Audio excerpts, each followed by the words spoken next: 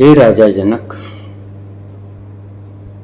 भोग से दुख प्राप्त होता है, दुख से वैराग्य, वैराग्य से मुमुक्षा और मुमुक्षा से मुक्ति प्राप्त होती है।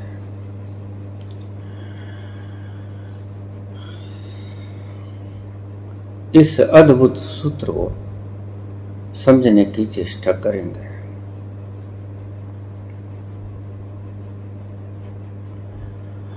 भोग से दुख प्राप्त होता है,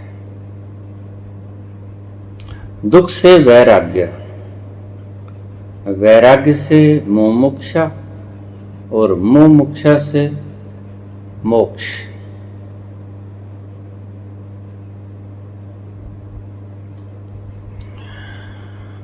ध्यान रखना,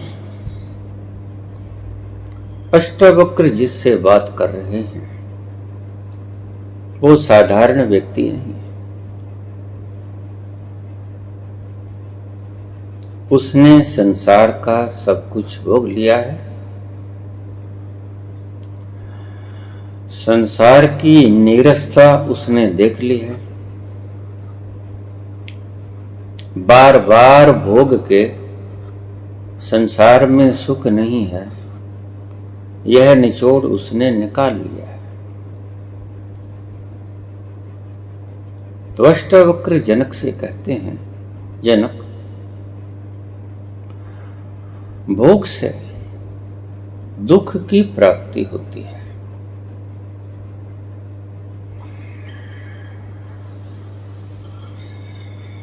यहां ठीक से समझेंगे। तुम्हारे भीतर भोग की जिज्ञासा है, तुम अथाह खजाना जोड़ना चाहते हो, सबसे ऊंचा तख्त तुम्हें चाहिए, सुंदर स्वस्थ चाहिए, सुंदर पत्नी, पति, पुत्र आज्ञाकारी, सुंदर स्वस्थ चाहिए, भोग सामग्री चाहिए।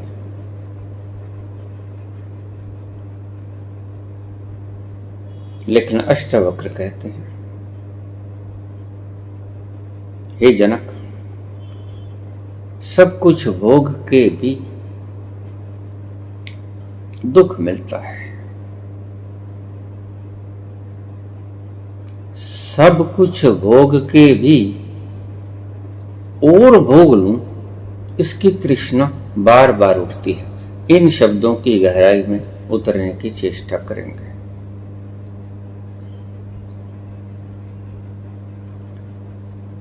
सब कुछ भोगने के बाद भी और भोगने की प्रवृत्ति होती है। क्यों होती है?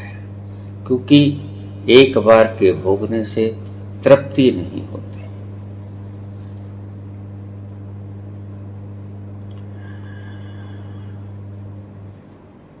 और मांगने का मतलब ही यही है। एक बार व्यक्ति पीएम बन गया, सबसे ऊंची पदवी है। अगर वो दूसरी बार पीएम की डिमांड करता है तो इसका अर्थ ही ये है कि उसको तृप्ति नहीं मिली। और दूसरा अर्थ क्या होगा, जरा सोचो। आपको प्यास लगी है, आपने जल पी लिया और उस जल को पीने से आपकी प्यास न बुझी और आपने फिर कहा और जल डालो। अर्थ क्या हुआ? आपकी प्यास नहीं बुझी। फिर दूसरी बार हम पीएम बना देते हैं, फिर वो कहता है और एक बार और मौका दे दो। अर्थ क्या हुआ? दूसरी बार भोगने से भी तृप्ति न मिली, दुख मिला। उसका मन कहता है कोई बात नहीं, धीरज रखो, धीरे धीरे रे मना धीरे सब कुछ होए। माली सींचे सोघड़ा ऋतु आए फल होए। ठहरो अभी वक्त नहीं आया और भोगो। फिर वो जुट जाता है रात दिन। फिर वो तीसरी बार आपको कहता है कि अब एक मौका और दे दो। आप उसको तीसरी बार भी मौका दे देते हो, लेकिन तृप्त वो फिर भी नहीं होता। फिर वो कहता है एक मौका और। अब चौथी बार मौका दो। चौथी बार भी आप मौका दे देते हो, लेकिन अगर वो फिर भी मांगता फिरे कि अब तो सदा के लिए ही बना दो, तो इसका गहरा अर्थ आप क्या लोगे? तृप्ति उसकी सदा के लिए बन के भी नहीं होगी। अष्टावक्र कहते हैं कि भोगों से दुख मिलता है, तृप्ति नहीं। भोग दुख का कारण बनते हैं। जैसे अग्नि में घी डाला, अग्नि बुझती नहीं और प्रज्वलित हो जाती है। भोग दुख का कारण बनते हैं।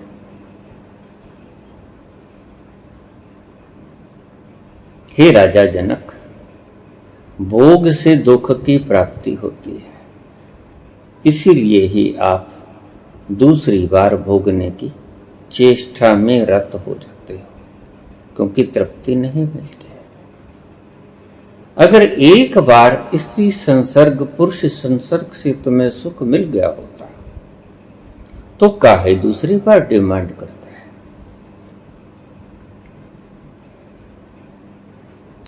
जो समझदार है एक बार में निचोड़ निकाल लेगा।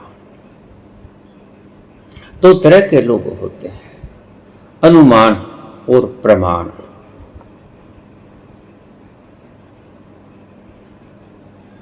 एक व्यक्ति ने आग में हाथ डाल दिया, जल गया,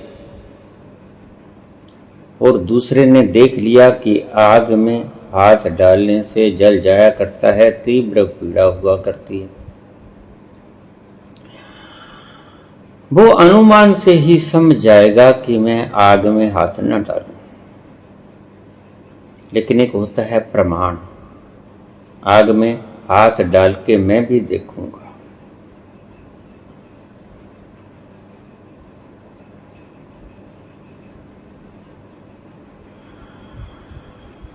किसी के इश्क में आंसू बहाकर हम भी देखेंगे।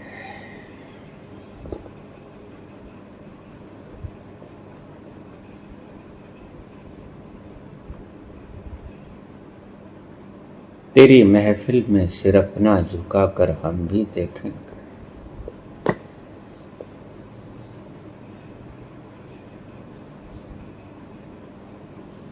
प्रमाण चाहिए, लेकिन अगर कोई व्यक्ति प्रमाण से भी ना समझे, बार बार जले, ठीक हो जाए फिर जले, तो उसको हम महामूर्ख की उपाधि देंगे। एक बार ही काफी था समझदार को। इसलिए सियाने व्यक्ति कहते हैं कि भोग भोगो, जाग कर भोगो। जागने का अर्थ क्या? भोग भोग के देखो सुख मिला, यही जागना है। सुख तो नहीं मिला, पर तुम्हारा मन कहता है शायद दूसरी बार। फिर नहीं मिला, फिर मन कहता है अरे ठहर, धीरे धीरे रे मना, शायद तीसरी बार। जिंदगी बीत जाती है, तुम्हें तृप्ति नहीं मिलती। इसका फल जन्मों जन्मों से तुम अतृप्त ही रह गए हो।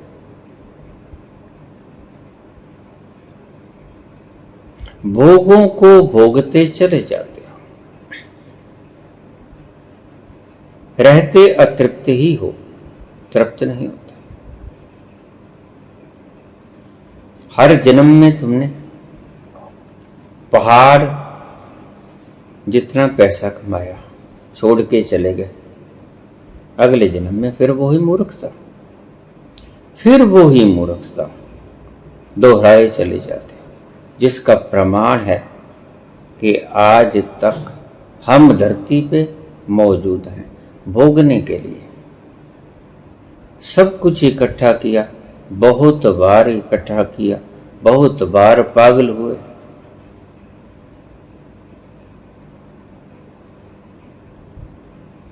पहाड़ों के समान गिरहा सेतु माल तन,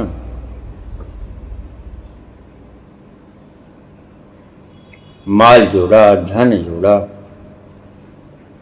भोगने की सामग्री जोड़ी, लेकिन एक चीज नहीं मिली, तृप्ति नहीं मिली। अगर तृप्ति होती तो एक बार के भोगने से तुम तृप्त हो गए होते।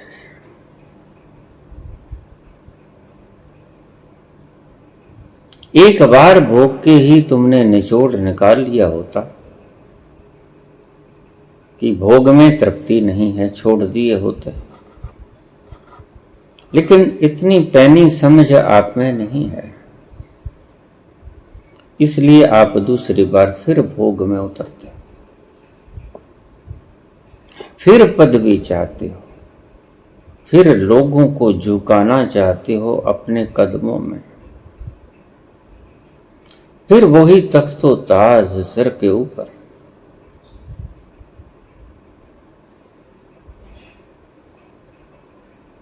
फिर वही मूर्खताएं जो पिछले जन्म में दोहराई, वो इसी जन्म में फिर दोहराते हो। और जिस चीज के लिए दोहराते हो वो नहीं मिलते। किस चीज के लिए दोहराते हो? तृप्ति के लिए दोहराते हो, तृप्ति मिलती है। धन से, बल से, तख्त ताज से, सौंदर्य से, सभी प्रकार के भोगों से, खाने पीने, सैर सपाटा, भोग भोगते हो, तृप्ति नहीं मिलती।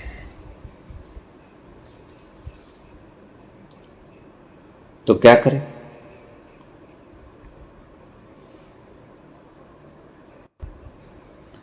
अष्टावक्र कहते हैं, राजा जनक, उस एक को भोग ले जिसको भोगने से दूसरी बार भोगने की लालसा नहीं होती।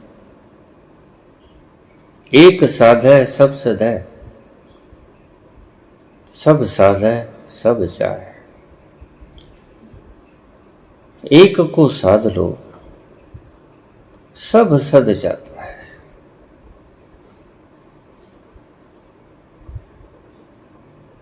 अष्टावक्र कहते हैं, जनक, तुमने भोग भोगे, इतने भोग भोगे, सभी तरह के भोगे, तृप्ति तुम्हें नहीं मिली और तृप्ति के लिए ही भोगे, वो ही तुम्हें मिली नहीं। इसका अर्थ क्या है? कि भोग तृप्ति नहीं देते, भोग दुख देते हैं।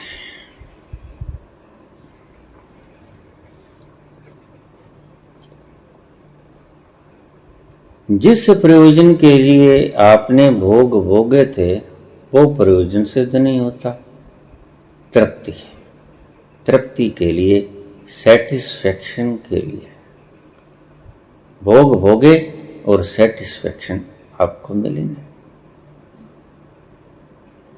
अगर सेटिस्फैक्शन मिल जाती, जब आवे संतोष धन सब धन दूर समान, तो फिर आप दूसरी बार उसकी डिमांड न करते। इसका अर्थ है कि पहाड़ों के समान खजानों वालों को तृप्ति नहीं मिलती है, सीधा सीधा फार्मूला।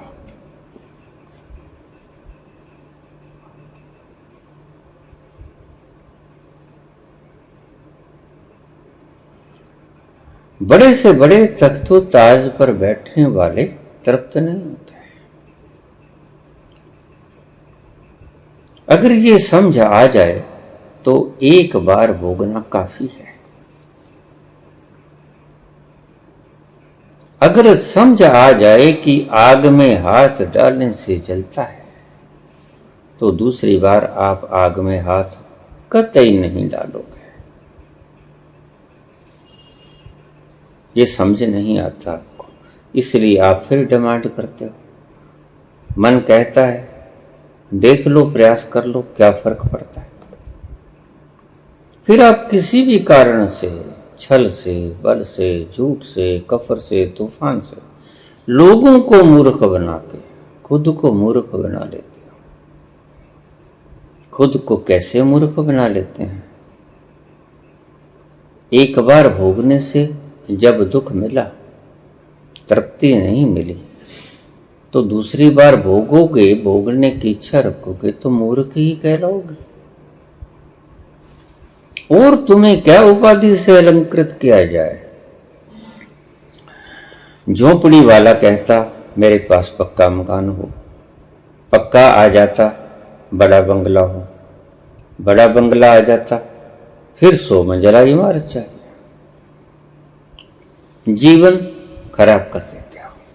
दुनिया दौड़ रही है, ये नहीं पता कि जाना कहां है। दौड़ रही है, किसी को कोई खबर नहीं कि पहुंचना कहां है। और दौड़ने वाला दौड़ते दौड़ते अक्सर पूछ लेता है कि आखिर जाना कहां है, हम क्यों दौड़ रहे हैं। मुझसे रोज प्रश्न पूछे जाते हैं, बाबा हम यहां आए किस लिए? खुद से पूछो। तुम यहां किस लिए आए हो? क्या खोज रहे हो यहां आके?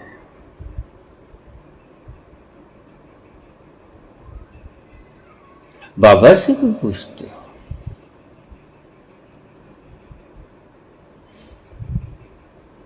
तुम्हें पता ही नहीं है कि तुम यहां क्यों हो।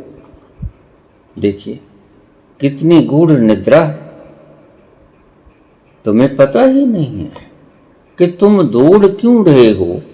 ये कोई कंपटीशन है, ये कोई मसल गेन कर रहे हो, ये स्वास्थ्य को ठीक कर रहे हो, या कोई गोल्ड मेडल जीतने की प्रतियोगिता में भाग ले रहे हो। आपको दौड़ने का कारण नहीं पता, यद्यपि आप ही दौड़ रहे हो और दूसरों से पूछ रहे हो कि मेरे दौड़ने का कारण बताओगे। कितने मूर्ख ना कहें तुम्हें, महामूर्ख हो तुम। खुद दौड़ रहे हो, किसी ने दौड़ाया नहीं, दूसरों से पूछ रहे हो कि मैं क्यों दौड़ रहा हूं। अष्टावक्र कहते हैं, हे जनक,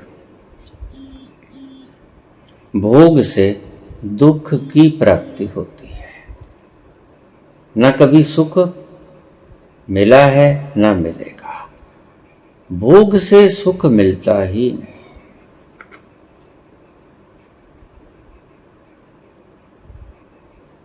भोग के भोगने का एक ही लाभ आप उठा लो तो शुभ। क्या? तेन तक तेन भुंजी था मां गृह कसस विधनम। जिन्होंने भोगा उन्होंने त्यागा। भोग से एक लाभ उठा लो, भोग त्याग में परिवर्तित हो जाए तो शुभ। अहो भाग, ईश्वर का धन्यवाद था, इस भोग से मुक्त हुए। कड़वा था, चख लिया, भरम था, मीठा होगा, मिश्री जैसा खाया, कड़वा निकला, कुनीन जैसा थूक दिया। अगर भोग से थूकना ना आए, वो कड़वा ना लगे, तो फिर तुम मुक्त ना हो पाओगे। अगर भोग तुम्हें मीठा लगे, तो फिर तुम मुक्त ना हो पाओगे। आपने शराब पीते हुए लोग देखे? शराब जब गले से नीचे उतरती है तो आदमी को धुंधड़ी आती है, ऐसे करता है। क्या हुआ? कड़वी है। क्यों पी थी? गम गलत करने के लिए पी थी। गम गलत हुए सुबह पता चलेगा। गम वही खड़े रहते हैं, सिर्फ तुम गायब हो जाते हो। शराब तुम्हें कुछ देर के लिए गायब कर देती, गम वहीं खड़े तुम्हारा इंतजार करते रहते हैं।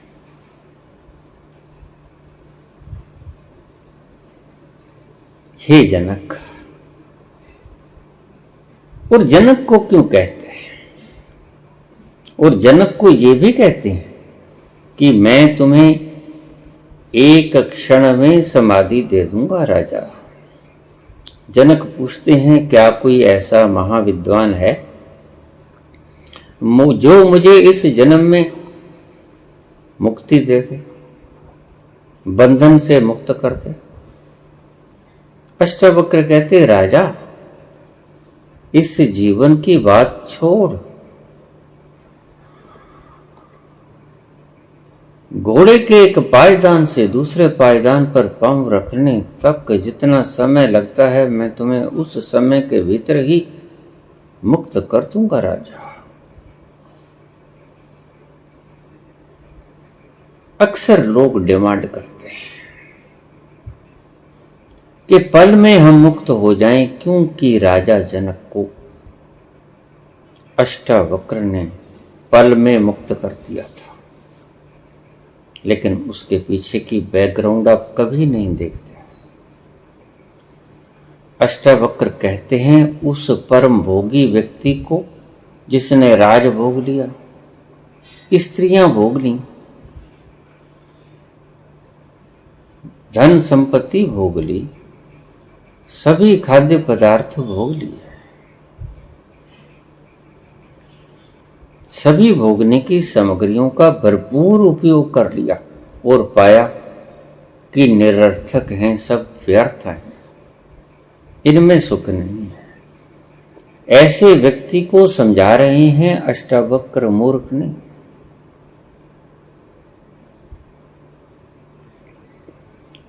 अष्टावक्र को पता कि राजा ही मुक्त हो सकता है।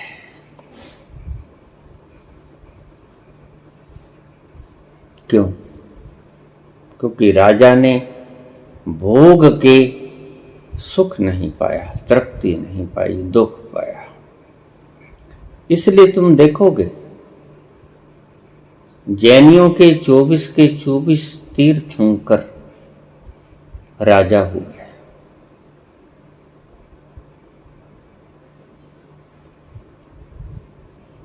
राजा ने सब भोग भोग के देख लिए और पाया कि भोग व्यर्थ हैं, भोग कड़वे हैं, भोग मीठे नहीं, भोगने योग्य नहीं है, ये संसार कड़वा है।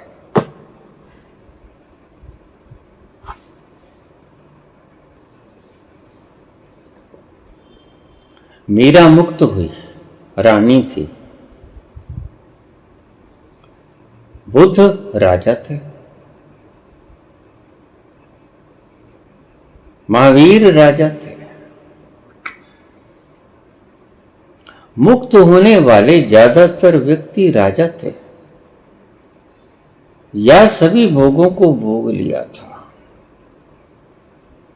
और दूसरे इस प्रकार के महाज्ञानी थे जो दूसरों को भोग भोगते हुए देखकर निराश पाया था कि इन्होंने भोगे तो खुशी नहीं।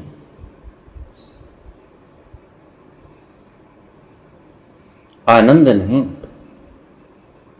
खुशबू नहीं।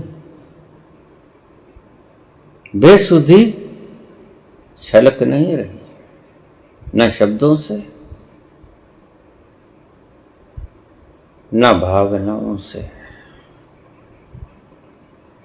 बेसुधी का नाम निशान, आनंद का भाव नहीं। दुख पाया।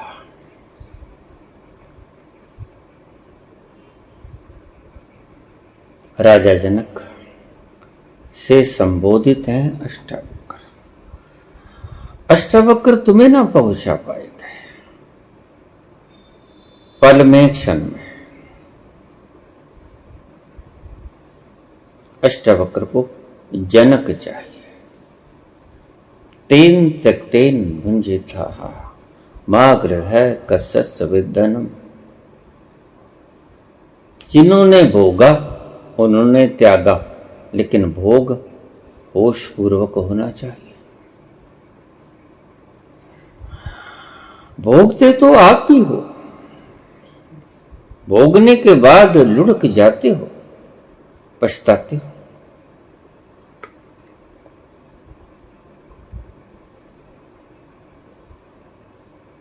भोगों से सुख न मिला, सिर्फ आपने अपनी शक्ति को बाहर स्खलित कर दिया। किसी भी द्वार से किया हो कोई फर्क नहीं पड़ता।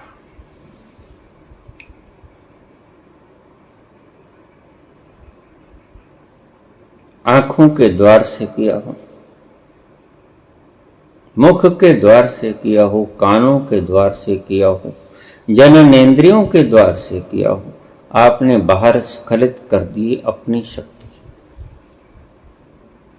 और स्खलित करके पाया कि सुख नहीं मिला। पश्चाताप हुआ। क्यों? क्योंकि ऊर्जा बाहर फेंक दी गई। रोज मैं समझाता हूं, रोज आपका प्रश्न मेरे सर पे होता है। रूटीन, फिर वही बात, फिर वही सवाल, फिर वही जवाब।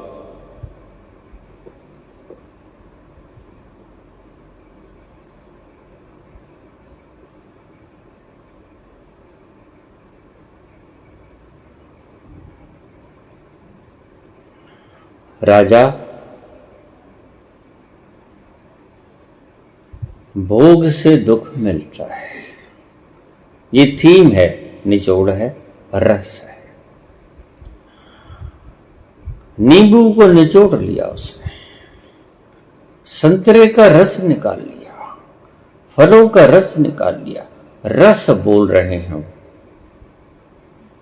तेन त्यक्तेन भुंजिता, जिन्होंने भोगा उन्होंने दुख पाया। भुंजिता का मतलब, त्यक्तेन का मतलब अगर आ जाए आपको, फिर तो जनक की बात समझ में आ जाएगी कि इन्होंने भोगने से छोड़ दिया, लेकिन आप भोग के भी नहीं छोड़ते। अभी अष्टावक्र कहते हैं, हे राजा जनक, भोगने से दुख प्राप्त होता है। वो ये नहीं कहते कि दुख से मुक्ति मिलती है।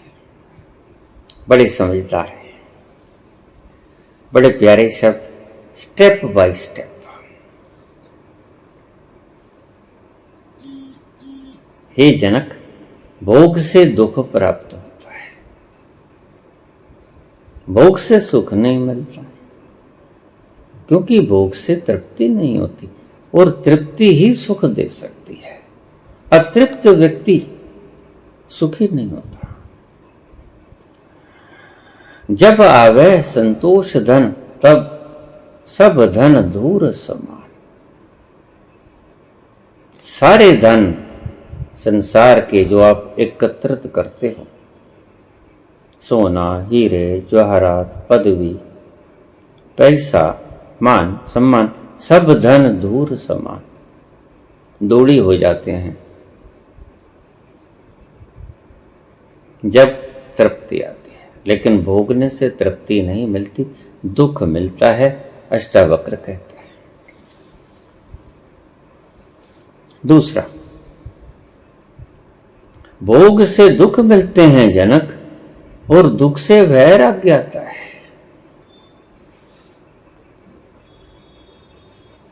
वैराग्य यानी भोग से दुख मिलते हैं, मत भोग। ऐ मेरे दिल कहीं और चल, गम की दुनिया से दिल भर गया, ढूंढ ले अब कोई घर नया। यहां तृप्ति नहीं है। वैराग्य, ऐ मेरे दिल कहीं और चल, कहीं और चल, किसी और तल पर चल, यहां तो सुख नहीं है।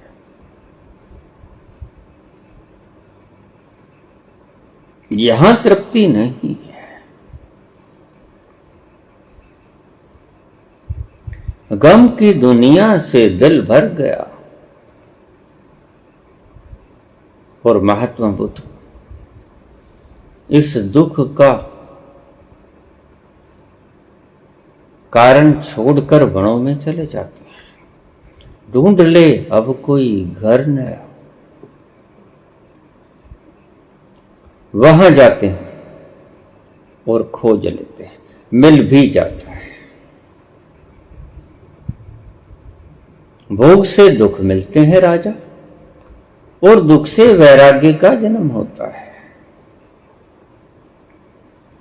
वैराग्य यानी कि संसार में सुख नहीं, भोगों में सुख नहीं है।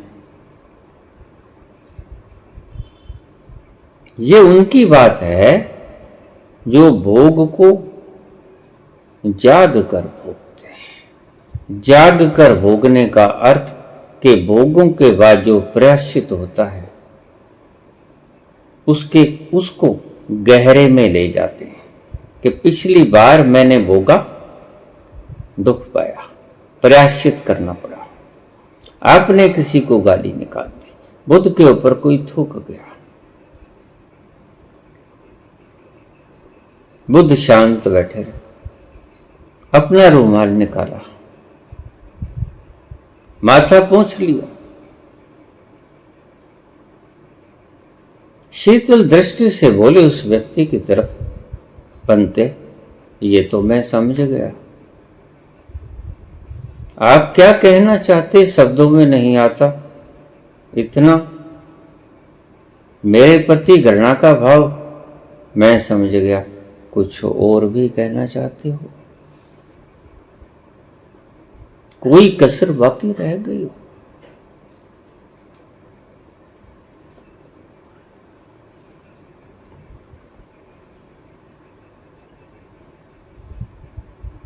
वह व्यक्ति शक पकाया, बड़ा क्रोधित, लाल सुर्ख चेहरा, आंखें, दांत भींच रहा, हिल रहा है गुस्से में। आगे का जो पाप इतना शीतलता प्रदान किए कि उसका सारा क्रोध विलीन हो गया। पैर पटकता हुआ खिसियानी बिल्ली खंबा नोचे वापस चला गया घर में। नींद नहीं आई। अगर तुम यहां भी संभल जाओ, भोग के प्रायश्चित करना पड़ा, तो भी तुमने जाग के भोग किया, उसका फल सही आना चाहिए। तुम अगर फिर भोग में उतरे तो समझो कि वो प्रायश्चित गलत था। तुमने प्रायश्चित भी सोए सोए कर लिया, तुमने भोग भी सोए सोए कर लिया। वह व्यक्ति सारी रात जागता रहा, पल भर को भी नींद नहीं आई। बार बार बुद्ध का वही चेहरा, ये तो मैं समझ गया बनते, कुछ और भी कहना है।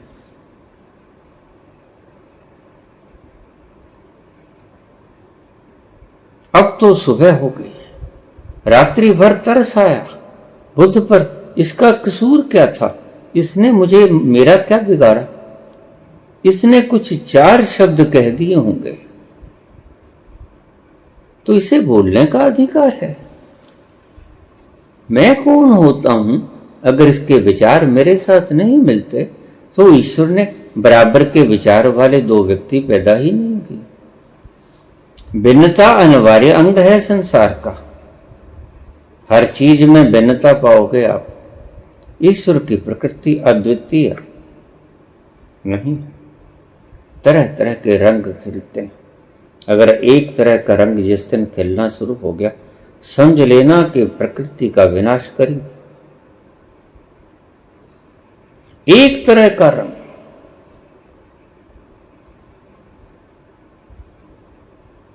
ये जो आप डिसिप्लिन सिखा रहे हो बच्चों को, एक तरह की ड्रेस डालना है, ये सिर्फ संसार सिखा रहे हो। आपको पता ही नहीं रंगों का विज्ञान क्या है। किसी व्यक्ति को नीला रंग सूट करता है, किसी को नहीं करता। किसी को हरा रंग सूट करता है, किसी को नहीं करता। किसी को सफेद रंग सूट करता है, किसी को गेरुआ करता है, किसी को नहीं करता। लेकिन इन मूढ़ों को कौन समझाए कि रंगों का अपना विज्ञान है। बनाने वाला मूर्ख नहीं है जिसने तरह तरह के रंग बनाए। आप एक तरह की ही रंग की ड्रेस लगा दोगे स्कूल में,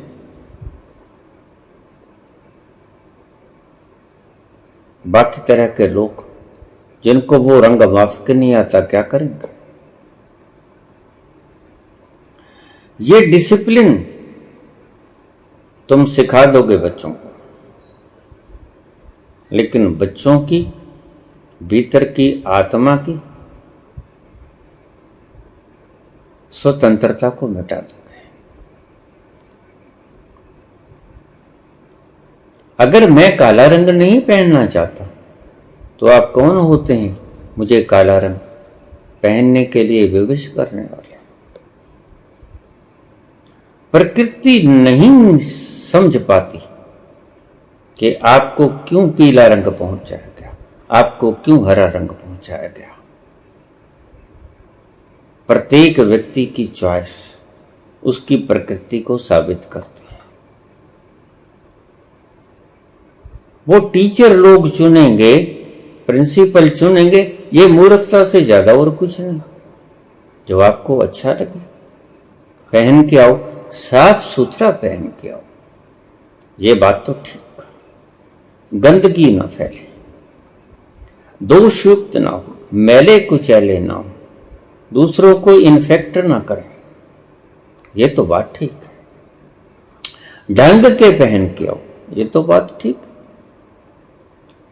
लेकिन इस रंग के, इस प्रकार के, ये बात गलत है।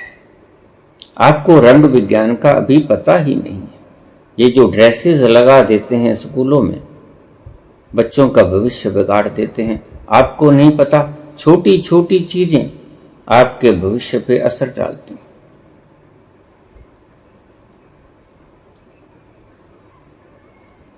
ज्योतिष विज्ञान में इन बातों की चर्चा है। किसी को हरा रंग पहना दिया जाता है बुध ग्रह का, किसी को सफेद मोती,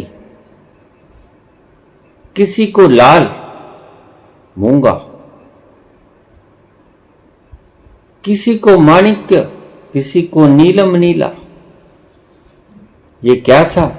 रंगों का विज्ञान था। और रेंजेस को खींचने के ढंग थे, आपको पता नहीं। पुराने जमाने में पानी को रंगदार बोतल में डालकर इलाज किया जाता था। शायद कोई वृद्ध आदमी आपको यह बता दे, कोई वृद्ध वैद्य आपको बता दे कि लाल रंग की बोतल में पानी डालकर इतनी देर रख दो, उसके बाद इस रोग के रोगी को पिला दो, वो इतने दिनों में ठीक हो जाएगा।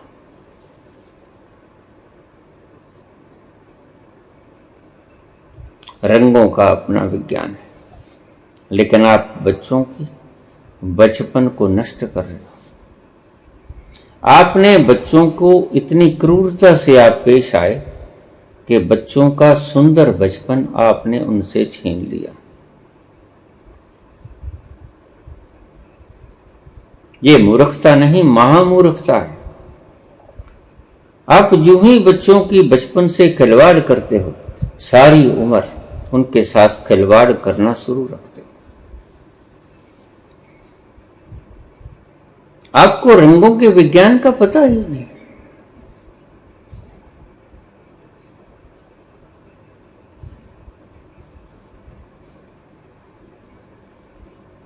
बहुत तरह के रंग हैं जो आसपास लगा के ध्यान करने बैठोगे, ध्यान बड़ा गहरा लगेगा। आप देखना, बत्ती जलती होगी, आप ठीक से सो ना पाओगे।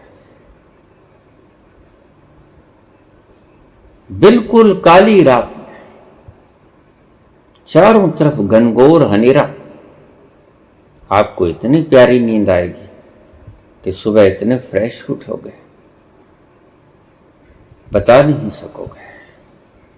परमात्मा मूर्ख है जिसने रात्रि की कालिमा पैदा की।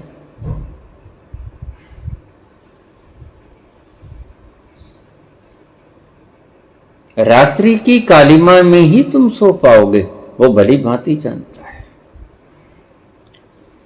आप बल्ब जगा के सो लेना और आप घोर अंधकार में सो लेना, जमीन आसमान का फर्क पड़ जाएगा। सोने की क्वालिटी में गुणात्मक फर्क होगा।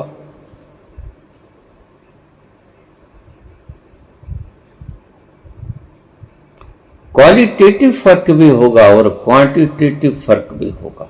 ज्यादा गहरे भी सो पाओगे और ज्यादा सुंदर भी सो पाओगे। ये रंगों का प्रभाव है। रात्रि की कालिमा परमात्मा ने सोने के लिए बनाई, इसका और कोई कारण नहीं था। रोशनी नहीं होनी चाहिए जहां आपने सोना है। जरा देखना, जो व्यक्ति रात्रि को बल्ब जगा के सोते हैं वो मंदबुद्धि होते हैं। हालांकि उन्हें पता नहीं होता। वो कहते हैं हम सबसे सियाने, होते हैं मूर्ख। जिसको नींद ठीक से ना आई वो जाग भी ठीक से नहीं पाएगा। और हमारा लक्ष्य ही जागना है। बी अवेयर, जागो। राजा जनक, भोग से दुख मिलता है, दुख से वैराग्य, वैराग्य का अर्थ संसार दुख है।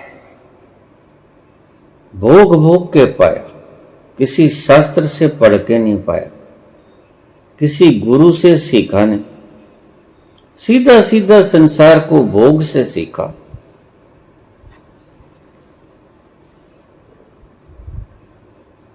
संसार को भोगा और उससे शिक्षा मिली कि एनर्जी लेसनेस होना ही भोग है।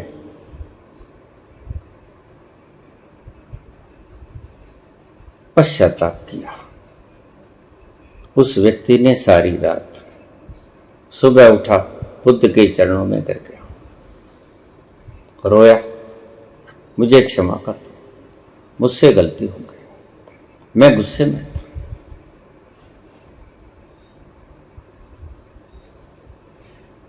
मुझसे लोग पूछ लेते हैं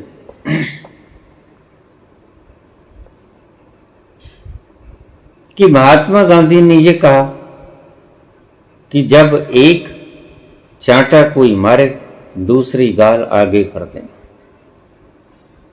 लेकिन ये नहीं कहा महात्मा गांधी ने कि अगर कोई दूसरी गाल पर थप्पड़ मार दे तो क्या करना चाहिए। मैंने कहा महात्मा गांधी ने नहीं कहा, मैं बता देता हूं।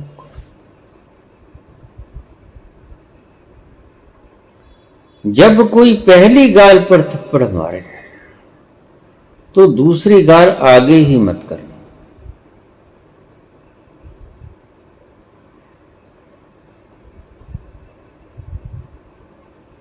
फिर भी वो थप्पड़ मारे, तुमने दूसरी गाल आगे करके उसको उकसाया, निमंत्रण किया, उसके क्रोध को बढ़ावा दिया कि और मारो। आप भी बराबर के शरीक अगर दूसरी गाल को आगे करते हो, आप उसको इनवाइट करते हो कि एक और मारो, फिर दूसरा टेक देता है, फिर आप दूसरी तीसरी का, फिर तीसरा टेक देता है, ये आपका आधा कसूर। मैं कहता हूं एक बार किसी ने थप्पड़ मार दिया, दूसरी गाल आगे करना ही मत, वो अपने क्रोध को शांत करेगा। तुम्हारे बिना दूसरी गाल को किए वो दूसरा ठोक देगा। ऐसा ही हुआ। एक मेरे शिष्य ने मेरे 42 थप्पड़ मारे।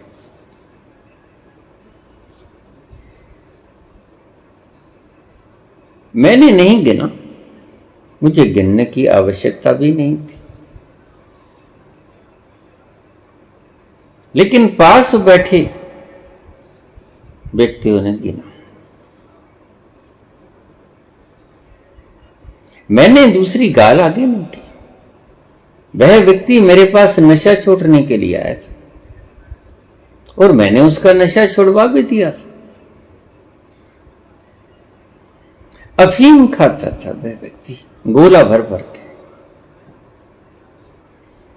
लेकिन एक दिन अचानक छोड़ने के कई दिन बाद शराब पी के आ गया, ढेर सारी।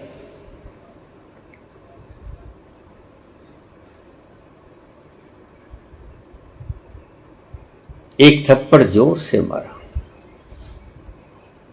कसूर कोई नहीं। कसूर आज तक मुझे पता नहीं चला और मैंने जानने की चेष्टा भी नहीं की।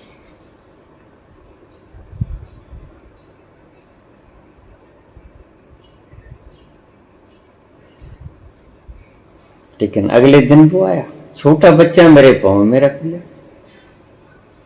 साथ में अपनी धर्मपत्नी को ले आया।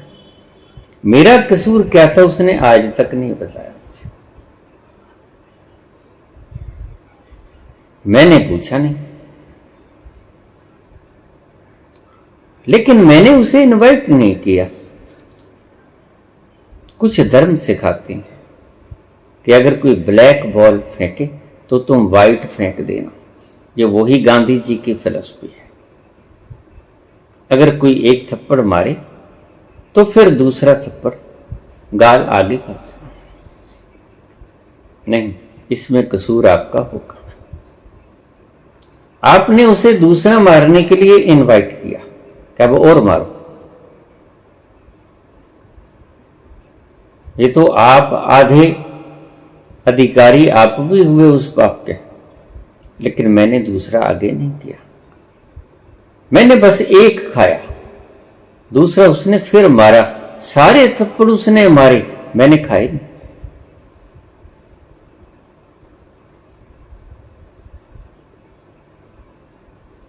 मैं बता देता हूं, दूसरा आगे मत करना।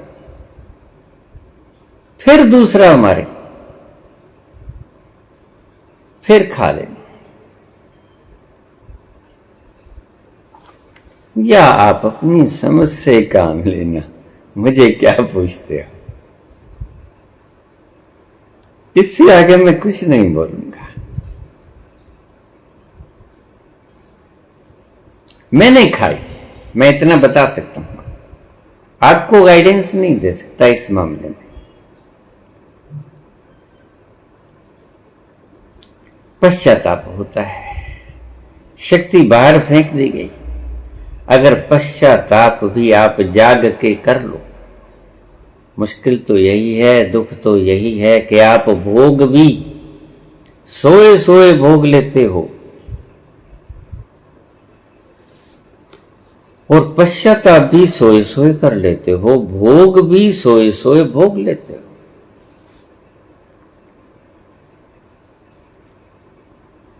पश्चाताप अगर आपने जाग के कर लिया होता, जैसे उस व्यक्ति ने किया जो बुद्ध के ऊपर थूक गया था, उसने फिर कभी बुद्ध के ऊपर नहीं थूका, वरन वो उसका शिष्य बन गया।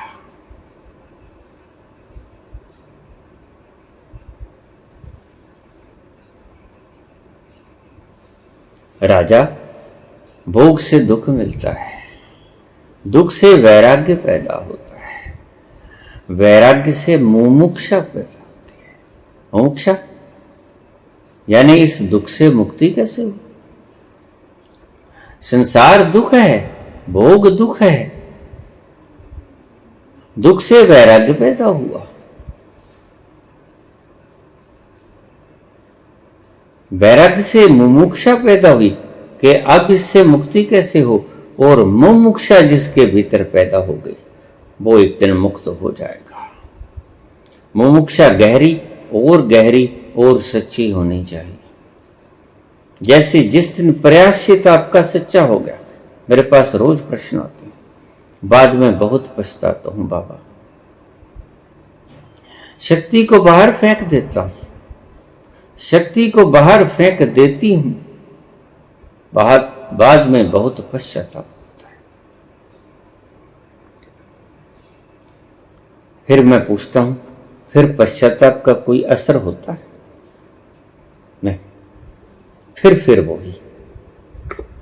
तो फिर पश्चाताप भी आप सोए सोए करते हो, पश्चाताप भी आप जागृत नहीं करते, भोग भी आप जाग के नहीं भोगते, और भोग के बाद जो दुख होता है वो भी आप पश्चाताप भी जाग के नहीं करते, जो फिर भोग में जाते। उस व्यक्ति ने कभी मुंह के ऊपर नहीं थूका बुद्ध के, बल्कि उसका शिष्य हो गया। अगर भोग से दुख मिला तो त्याग आना चाहिए, लेकिन आप त्याग की बजाय फिर भोग में उतर जाते हो। इसका अर्थ क्या हो? भोग से आपने कोई सबक नहीं सीखा, भोग से आपको सुख मिला, शक्ति क्षीण हो गई, उसका प्रायश्चित किया, वो भूल गया, भोग याद रह गया, और जो याद रह गया उसी को ही तो तुम दोहराओगे।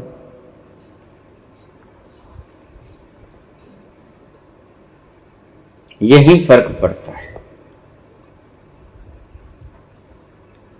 अगर भोग से दुख मिलता है, भोग से प्रायश्चित करते हो, दुख मिलता है, प्रायश्चित करते हो, तो फिर दूसरी बार भोग नहीं आना चाहिए। लेकिन ढंग से प्रायश्चित करते कहां हो? अगर गद्दी पर बैठकर रातों की नींद हराम होती है, एक सिर्फ इशारे से आपके सब काम हो जाते हैं, और अगर आपको दुख नहीं मिलता तो फिर आपने प्रायश्चित किया ही कहां, भोग से सीखा ही कहां?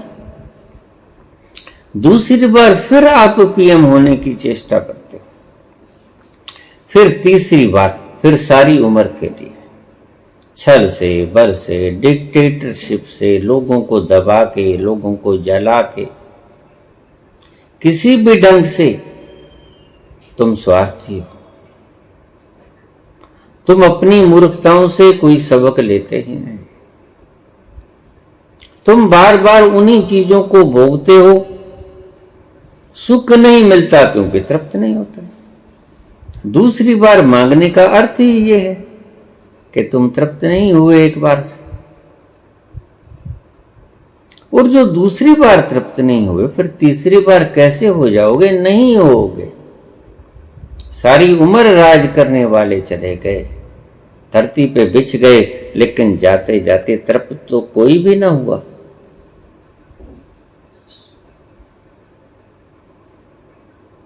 अलेक्जेंडर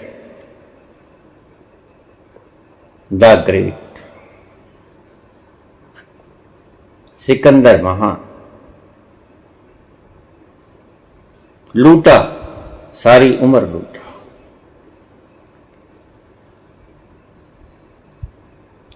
एक गांव में पहुंच गया, मार काट की, जो रास्ते में मिला लंबी तलवार रखते थे, शीश धड़ से अलग, मूली गाजर की तरह काट देते हैं। खून देखना उसे अच्छा लगता था।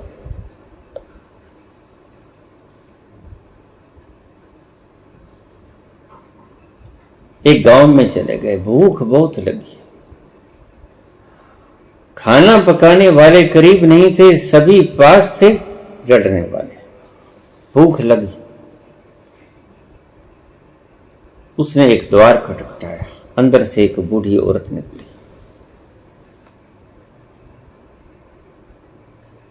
माता, मैं सिकंदर हूं, मुझे खाने को दो, मैं भूखा हूं।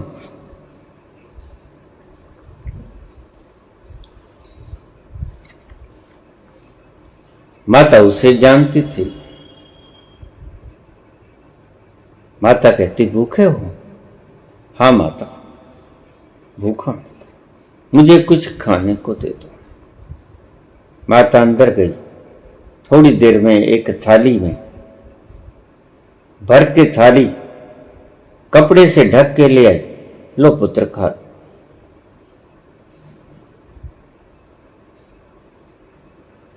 जब उसने उगाड़ के देखी थाली, कपड़ा हटाया तो नीचे क्या थे? सोने के आभूषण। माता, ये क्या? ये तो मैंने मांगा नहीं था। तो बुढ़िया बोली, पुत्र, तुम और क्या इकट्ठा कर रहे हो? ये कत्ल गारत, ये वध, ये बच्चों को आप अनाथ, स्त्रियों को आप विधवा।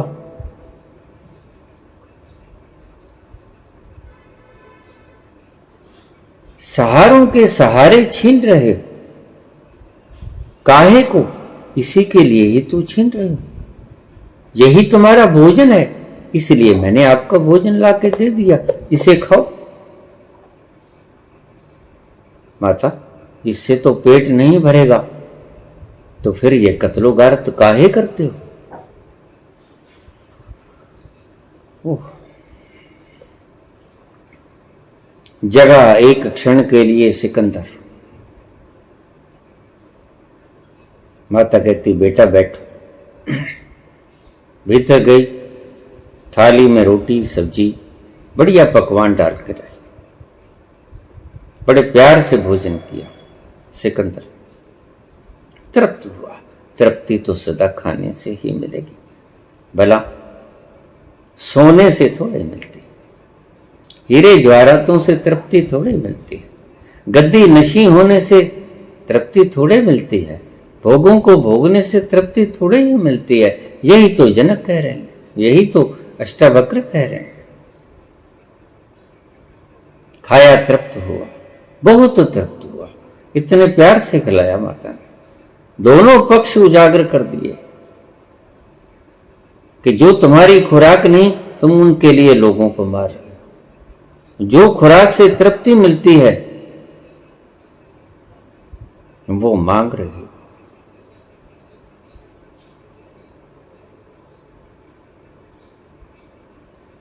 कहता, माता मुझे समझ आ गई, लेकिन मैं स्वभाव से ऐसा हूं। मेरी माता ने मुझे सिखाया ही है। उसकी माता एक बड़ी दुष्ट औरत थी, और माता से ही ज्यादा प्रेरणाएं मिलती हैं, क्योंकि बच्चा ज्यादा सानिध्य में बचपन में माता के साथ ही रहता है। माता बड़ी दुष्ट, पिता ठीक था। माता ने उसे कत्लो गारत ही सिखाई। माता ने उसे विश्व विजेता होने के ख्वाब ही दिखाए। अब कत्लो गारत के बिना तो विश्व विजेता हुआ नहीं जा सकता, पागल होना पड़ेगा। विश्व विजेता होने के लिए तो पागल होना पड़ेगा। उसकी माता ने संस्कार दिए, लेकिन माता ने कभी ये नहीं कहा कि पेट तो रोटी से ही भरेगा, भूखे भजन न होए गोपाला। ये लो अपनी कंठी माला। तृप्त हुआ माता, मुझे बहुत आनंद आया। पुत्र, फिर सोना काहे इकट्ठा कर रहे हो? आनंद जब भोजन करके आया, तृप्ति जब भोजन करके मिली, तो तृप्ति सोने में काहे ढूंढ रहे हो? माता, अब तो मैं निकल गया, अब मेरे संस्कार विकृत हो गए, तुमने मेरी आंखें खोल दी। मैं तुम्हें वचन देता हूं कि मैं यहीं से वापस लौट जाऊंगा। आया था, पहला घर तुम्हारा मिला, अब मैं इस घर को, इस गांव को लूटूंगा नहीं। इस गांव में कोई कत्लो गारत नहीं करूंगा।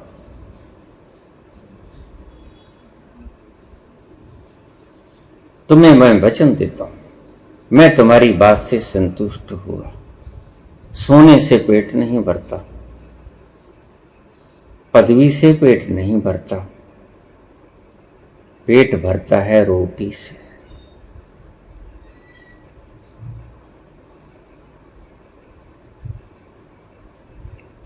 बस तुम्हें वचन देता हूं, ग्राम में एक भी व्यक्ति को जरा भी क्षति नहीं पहुंचाऊंगा। और वह वापस लौट गया। सिकंदर, जो वहां का पक्का था, वापस लौट गया। उसी मिशन पे चला गया। संस्कार बुरे थे, मरने लगा। पता लगा संसार दुख है। ये सब जो कमाया, इतनी कत्लो गारत करके, इनके कर्म बंधन तो साथ लपेट लिए चला जा रहा हूं, लेकिन पाया कुछ नहीं। और जो पाया वो साथ नहीं जाता। मरते हुए अकल आई, मरते हुए कहा कि अब मैं मर रहा हूं। मेरी इच्छा को लोगों को बता देना। जो मैंने लोगों का लहू धरती पर बिखेर के, उनका धन दौलत खजाना छीना, मेरी अर्थी के ऊपर से गिराया जाए, लुटाया जाए कि आज सिकंदर महान चला, साथ लेके कुछ नहीं चला। बेकार है। एक पल का जीवन ना दे सकी, इतना सोना, एक क्षण का जीवन ना दे सकी। उसके वैद्य हकीम ने बता दिया था कि बस सिकंदर, तुम्हारी जीवन के 15 मिनट शेष, अंतिम इच्छा बता दो। सिकंदर कहने लगा, अगर ऐसा है तो मैं अपनी माता से मिलना चाहता हूं, अपनी माता की गोद में सिर रख के मरना चाहता हूं। उसकी माता दूर बैठी थी, अरब मुल्क में बैठी थी, लाना मुश्किल था। कोशिश करते हैं, भगा दिए गए घोड़े। इंतजार करता रहा, उसकी माता नहीं आई। राजा, बस अब तो 1-2 मिनट, थोड़ा सा जीवन और दे दो, सारा राज्य ले लो, सारे स्वर्ण भूषण ले लो, मैं अपनी माता की गोद में मरना चाहता हूं, मेरी अंतिम इच्छा है। नहीं सिकंदर, अब तो तुम चाहे सारी धरा, सारा यूनिवर्स ब्रह्मांड दांव पे लगा दो, तुम्हें एक श्वास से ज्यादा नहीं मिलेगा। अंत घड़ी आ गई, जल्दी बोलो, अब तुम्हारी इच्छा क्या है? फिर ऐसा करना, जिन हकीमों ने मेरा इलाज किया और फेल हो गए, मुझे बचा न सके, इतने महारथी मुझे बचा न सके, वो मेरी अर्थी को कंधा दे, मेरे जनाजे को कंधा दे। जितना मैंने धन लूटा कत्लो गारत करके, कोई काम ना आई कत्लो गारत। उनकी बद्दुआएं, उनकी चीखें पुकार, जो मैंने बच्चे अनाथ किए, स्त्रियां विधवाएं की, बहनों के भाई लूट लिए, उनकी सभी की बद्दुआएं साथ। मैं बहुत तड़प के मर रहा हूं।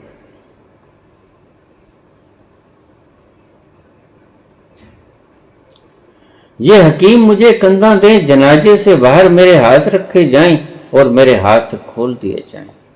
कि सिकंदर भी साथ कुछ नहीं लेके जाते, लेकिन सिकंदर से सबक किसने लिया?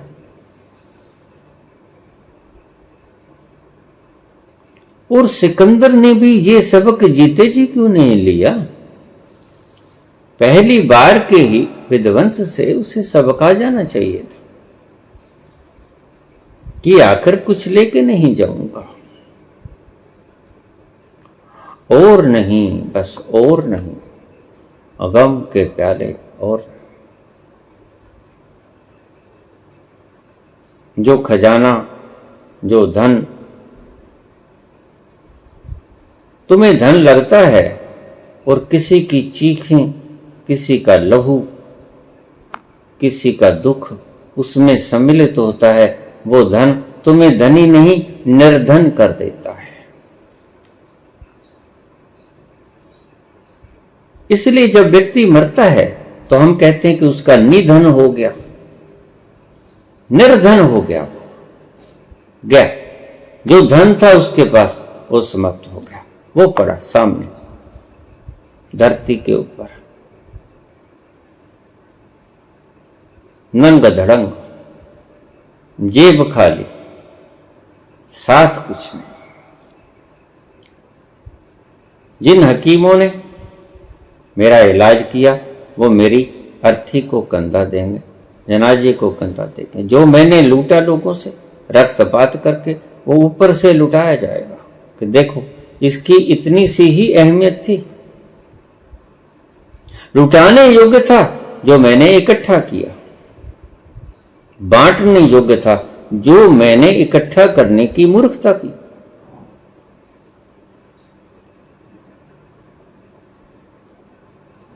और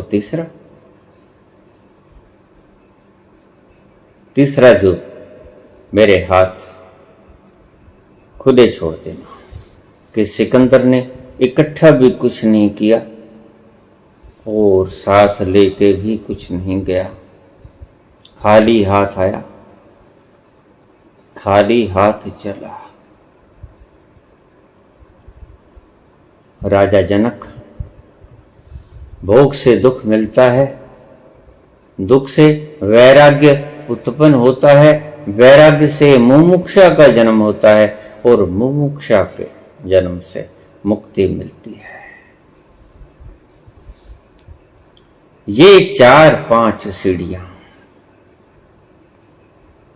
पहले भोगो, भोग से दुख मिलेगा, जाग के भोगो, जाग के दुख को देखो कि भोग से दुख मिला, निरा पूरा प्रयासित करके मत बस कर जाओ, प्रयासित करोगे तो फिर से भोगोगे। भोग को जाग के भोगो, दुख मिलेगा, दुख को जाग के देखो, वैराग्य आएगा, वैराग्य को जाग के देखो, मुमुक्षा उठेगी, मुक्त हो जाएं। कैसे मुक्त हो जाएं? देख लिया बंधन है, अब इस बंधन से छुटकारा कैसे हो?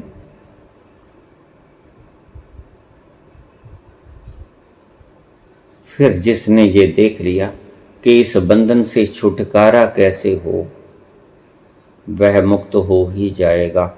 इतनी तीव्र उत्कंठा तुम्हें मुक्ति की ओर ले जाएगी। Necessity is the mother of invention. फिर तुम्हें ईश्वर कोई मार्ग दिखा ही देगा,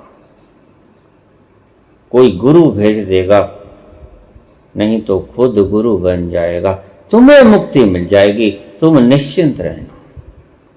अष्टवक्र कहते हैं, मैं नहीं कहता।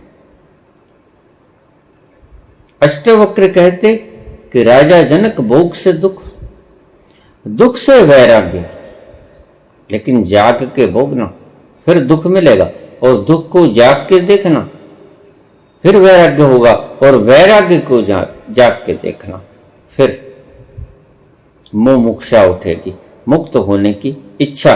और जैसे ही तुम्हारे भीतर मुक्त होने की उत्कंठा पैदा हुई, तुम मुक्त हो जाओगे राजा जनक। और राजा जनक ने सब कुछ भोग लिया था, दुख पाया था, वैराग्य हो गया था, मुमुक्षा जगी थी। इसीलिए तो पूछा कि राजा जनक ने ये सारे मरहले क्रॉस कर चुका था। है कोई ऐसा जो मुझे इस जीवन में मुक्त कर सके? मुक्ति की इच्छा थी, तभी तो पूछ रहा है। उसने धन नहीं मांगा, उसने कुछ और नहीं मांगा। भोग चुका था, दुख पा चुका था, वैराग्य भोग चुका था, मुमुक्षा जन्म चुकी थी।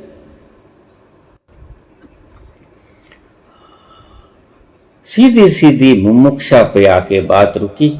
जनक कहने लगा, कोई है ऐसा जो मुझे इस जीवन में मुक्त कर दे? अष्टावक्र कहते, राजा। गहरे देख लिया उसने। मैं तुम्हें एक पायदान से दूसरे पायदान पर घोड़े पर सवारी करने हेतु जितने वक्त लगता है, उतने वक्त में मैं तुम्हें पहुंचा दूंगा। उसने देख लिया था कि एक बिल्कुल कगार पे खड़ा, जंपिंग बोर्ड पे, सिर्फ धक्का देना, पुश करना पड़ेगा। ये गया। जैसे महावीर ने देख लिया था, गौतम बिल्कुल किनारे पे खड़ा है, वैसे ही अष्टावक्र ने देख लिया, जनक बिल्कुल किनारे पे खड़ा है। ये मुमुक्षा सच्ची है तो मुक्त नहीं होना चाहते। तुम्हारी इच्छा क्षणिक है, तुम्हारी इच्छा नकली है। बहुत से लोग आ जाते हैं मुक्ति का बहाना लेकर, निकलता कुछ और है। पदवी मांगने आए थे, सफलता मांगने आए थे, सफलता का सूत्र मांगने आए थे। थोप दिया था। गधे ने खाल ओढ़ ली थी शेर की। मूर्ख बनाने की चेष्टा कर रहे थे, लेकिन बुद्ध पुरुषों को आप मूर्ख ना बना पाओगे। बुद्ध पुरुषों की निगाह बड़ी पैनी होती है।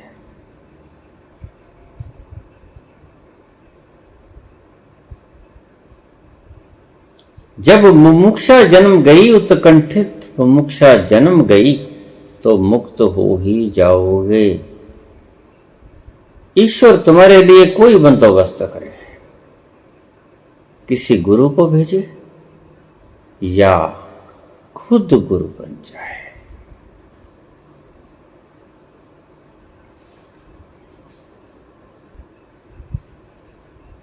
मुक्ति की कामना उठनी चाहिए सच्ची, स्टेप बाय स्टेप, जैसा बताया अष्टावक्र ने। अगर मुक्ति की कामना सच्ची है, ध्यान से समझना। धन की कामना शेष नहीं रह गई, भोगने की कामना शेष नहीं रह गई। भोग से दुख पा लिया, दुख से वैराग्य उत्पन्न हो गया, और वैराग्य से मुमुक्षा उत्पन्न हो गई। कैसे मुक्त हुआ जाए? तो फिर मुक्त होने की आप फिक्र मत करना, फिर तो कोई गुरु उपलब्ध हो ही जाएगा। फिर तो ईश्वर भी गुरु बनकर आपके हृदय में उतर जाएगा। धीरज रखना, अवश्य पहुंच जाओगे। धन्यवाद।